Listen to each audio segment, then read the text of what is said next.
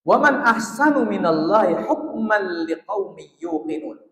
Di penutupan ayat 50 Allah katakan, wa man ahsan, siapakah yang lebih bagus minallahi dibanding Allah, hukman hukumnya, liqaumin yuqinun, untuk orang-orang yang yakin. Ini juga istifham, pertanyaan. Ya. Tapi apa maksud dari pertanyaan ini? Jawabannya maksudnya adalah linnafi, menafikan. Jadi di sini istifhamnya linnaf. Kalau tadi lil ingkar, ini linnaf, maknanya enggak ada hukum yang lebih bagus kalau dibandingkan dengan hukumnya Allah.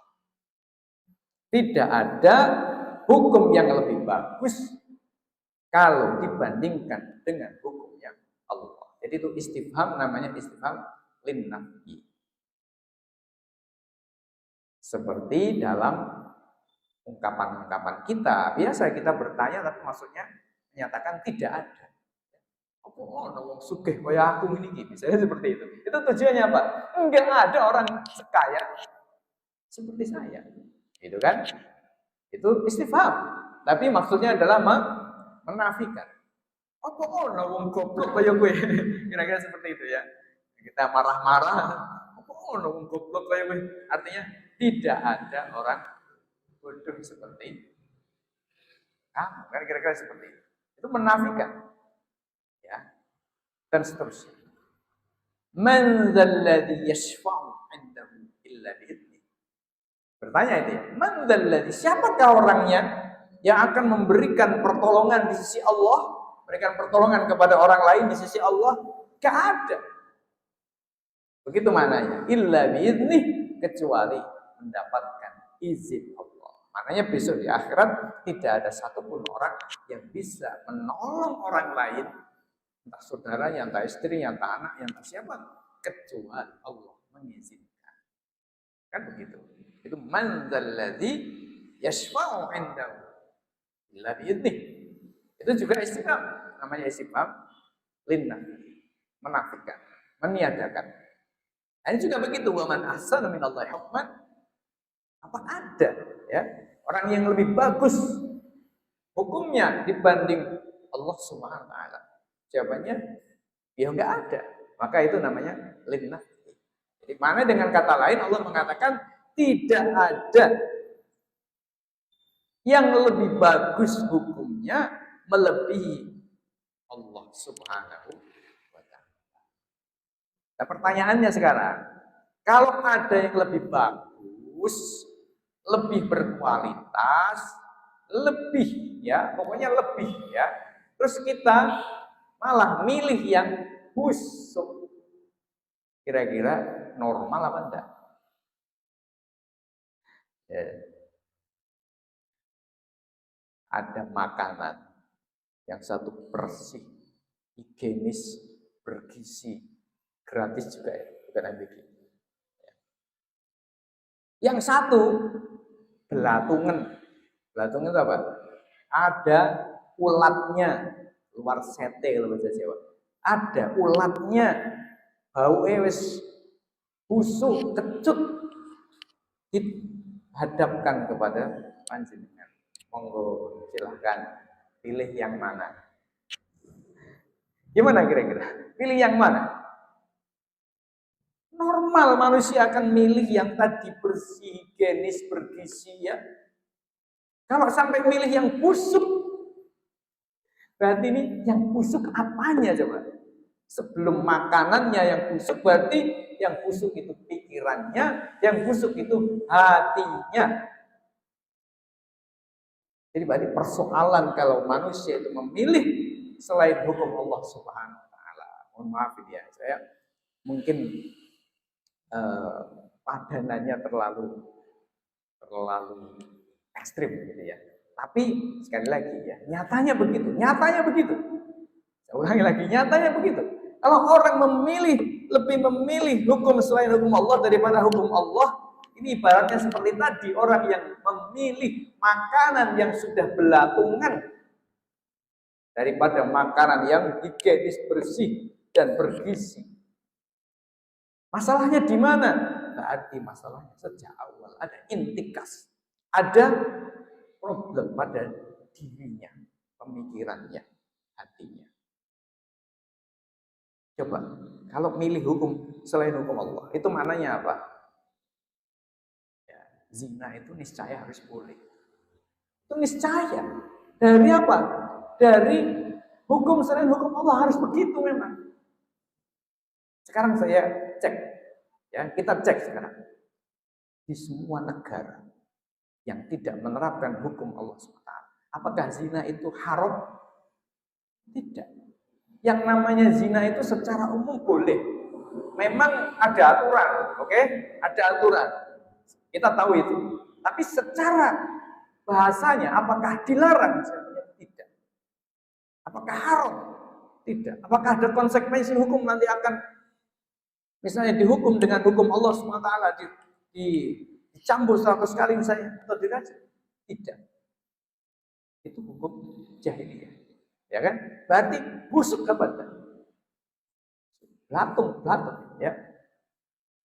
Begitu. Sesuai dengan konsekuensi kita memilih hukum selain hukum Allah, itu apa? Adanya kebebasan, adanya hak asasi manusia. Maka wajar kalau kemudian negara-negara yang ada hari ini membolehkan, memberikan izin, melegalkan apa yang disebut dengan LGBT. Meskipun di negeri ini alhamdulillah tidak sampai dilegalkan secara hukum resmi ya, tapi tetap tidak ada tindakan dan tidak ada persuasi, tidak ada pencegahan, tidak ada apalah yang kemudian bisa menghentikan persoalan ini. Kenapa? Ya standarnya hukum jahiliyah. Jelas ini ya. Jadi mungkin tadi contoh saya ekstrim ya, tapi ini untuk menggambarkan ya. Kadang-kadang orang yang sudah, mohon maaf, sudah tumpul itu kalau nggak diberikan contoh yang ekstrim itu tidak atau kurang paham begitu. Kaum muslimin jamaah Bapak Ibu yang saya hormati. Dan seterusnya. Dengan hukum jahiliyah, dengan hukum selain hukum Allah meniscayakan harta manusia itu didolimi oleh manusia yang lain, khususnya oleh manusia yang lebih kuat. Niscaya. Hartanya rakyat didolimi oleh penguasa. Niscaya. Sudah cari negara mana saja yang tidak mengambil haknya rakyat dari semua negara-negara kapitalis. Semuanya. Kaum muslimin jamaah Bapak Ibu yang saya hormati. Jadi waman ahsanu minallahi hukman. Sekarang kita bertanya lagi. Allah yang bertanya kepada kita, ya. Tapi bukan bertanya untuk mencari tahu, tapi bertanya yang menafikan. Siapa sih yang lebih bagus hukumnya dibanding Allah Subhanahu wa taala? Enggak ada. Kaum muslimin jamaah Bapak Ibu yang saya hormati. Setelah baca ayat ini, kita masih kepingin dengan hukum selain hukum Allah SWT. Aneh gitu. Aneh sekali. Maka lanjutan ayatnya liqaumi yuqinun. Liqaumi yuqinun. Kenapa ada kata liqaumi yuqinun? Karena kalau Yahudi diajak bicara ini enggak bisa. Yahudi tidak diajak bicara ayat wa man ahsanu minallahi hukman. Terus ayat wa man ahsanu minallahi hukman diajak bicara, siapa yang diajak bicara? Jawabannya qaumi yuqinun, khusus qaumi yuqinun. Jadi maknanya orang-orang beriman lah yang bisa menerima ayat wa man ahsanu minallahi hukman. Tadi sekarang kita rogoh hati kita. Rogoh itu apa? Kita masukkan jari-jari kita ini ya ke dalam hati kita seandainya bisa. Dirogoh hati ini, dirogoh dadane. Bagaimana penerimaan kita terhadap ayat ini? Nek nggak nerima berarti kita nggak masuk di liqaumi yuqinun. Ini karena lamnya ya, sebagaimana kata para ahli tafsir, lam yang ada pada kata liqaumi yuqinun ya, liqaumi yuqinun.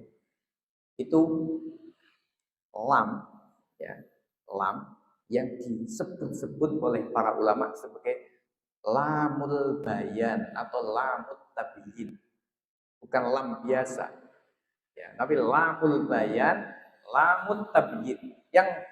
Yang apa? Lam yang seperti apa? Ini konteksnya bahasa Arab ya. Ya, nanti kalau saya jelaskan lebih panjang mungkin malah jadi lambiar. Intinya poinnya apa?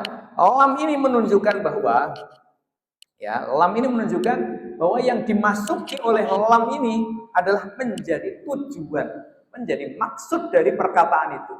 Jadi perkataan wa manasar minallahi hukman itu untuk siapa? Namanya begitu ya. Liqaumin yuqinun. Jadi maknanya yang bisa taslim, bisa tunduk mengatakan tidak ada. Itu hanya orang yang iman, yang yakin. Berarti kalau manusia yang meskipun wa in shalla wa in zakka wa in shoma wa in ta'ammar, sekalipun dia sholat, zakat, puasa, umroh, haji ya, kok terhadap ayat ini, "Waman ahsanu minallahi hukman", siapa yang lebih baik hukumnya? Oh, masih ada. Berarti dia la yu'minun. Ya kan? La yu'minun. La yu'minun. Ya, orang-orang yang yakin, namanya orang-orang yang beriman.